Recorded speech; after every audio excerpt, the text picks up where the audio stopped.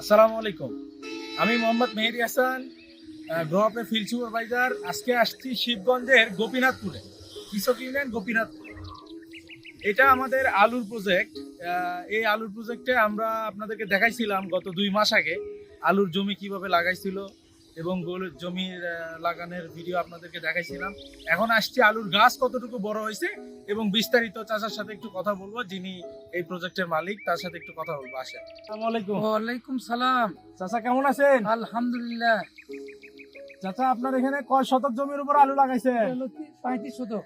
35 শতক। জি, আলুর ফলন কেমন আশাবাদী করতেছেন আপনি?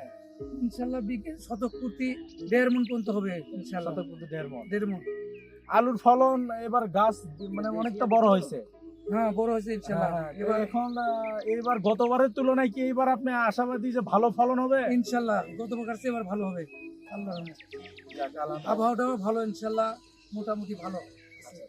জি চাচা, জি বলেন। আপনার গ্রোআপ থেকে আপনি কি কি সুযোগ সুবিধা পাইলেন? মানে পরামর্শ দিছে, হ্যাঁ। তারপরে সার ওষুধ দিছে, এইগুলো দিয়ে বীজ দিছে, এইগুলো দিয়ে আমি ট্রেনিং পাইছেন? ট্রেনিং পাইছি ইনশাল্লাহ।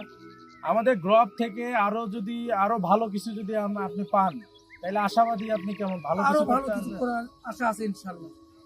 দোয়া করি, আর আপনার জন্য শুভকামনা।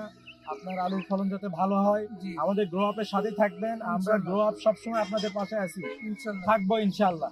ভালো থাকবেন চাচা। কি আমার আসসালামু আলাইকুম।